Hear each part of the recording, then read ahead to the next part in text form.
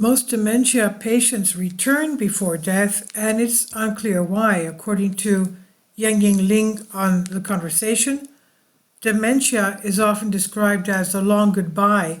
Although the person still alive, dementia slowly, irreversibly chips away at their memories and the qualities that make someone them.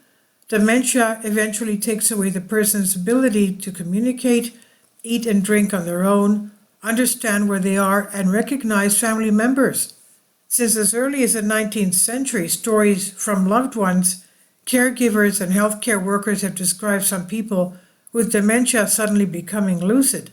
They have described the persons engaged in meaningful conversation, sharing memories that were assumed to have been lost, making jokes, and even requesting meals. It's estimated 43% of people who experience this brief lucidity die within 24 hours and 84% within a week. Why does this happen though?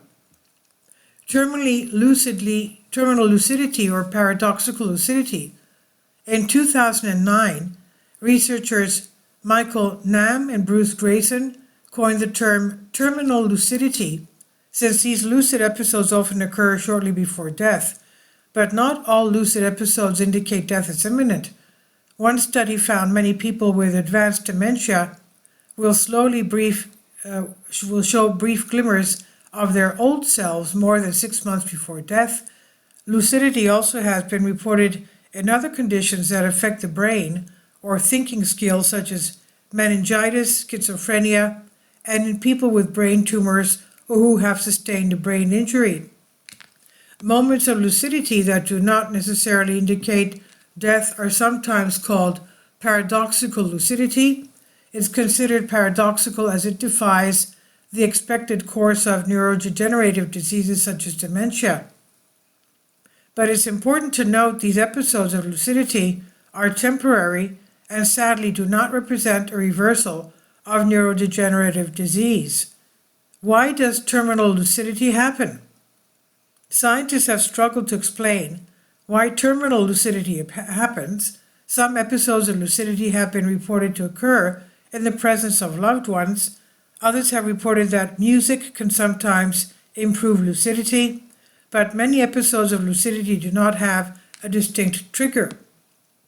A research team from New York University speculated that changes in brain activity before death may cause terminal lucidity, but this does not fully explain why people suddenly recover abilities that were assumed to be lost. Paradoxical and terminal lucidity are also very difficult to study.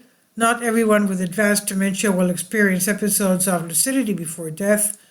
Lucid episodes are also unpredictable and typically occur within a particular trigger. And as terminal lucidity can be a joyous time for those who witness the episode, it would be unethical for scientists to use that time to conduct their research.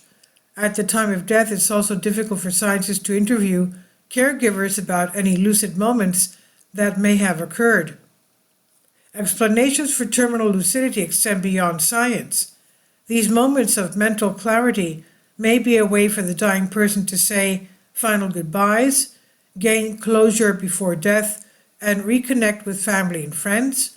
Some believe episodes of terminal lucidity are representative of the person's connecting with an afterlife.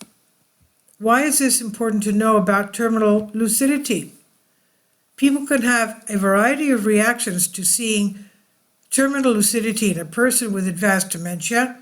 While some will experience it as being peaceful and bittersweet, others might find it deeply confusing and upsetting. There may also be an urge to modify care plans and the request life-saving measures for the dying person. Being aware of terminal lucidity may help loved ones understand it's part of the dying process, acknowledge the person with dementia will not recover, and allow them to make the most of the time they have with the lucid person. For those who witness it, terminal lucidity can be a final, precious opportunity to reconnect with the person that existed before dementia took hold and the long goodbye began.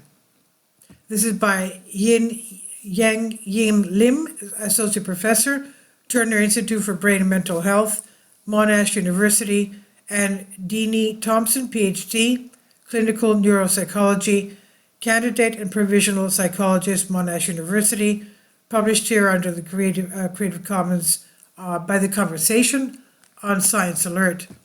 Please leave your comments, and thank you for your support. Finally, support my Patreon account. The daily posts are 5 videos daily, and they are totally different from what I have on my YouTube channel. Thank you so much for your support and that you find all my content so interesting. You'll find the Patreon account details in the description box below.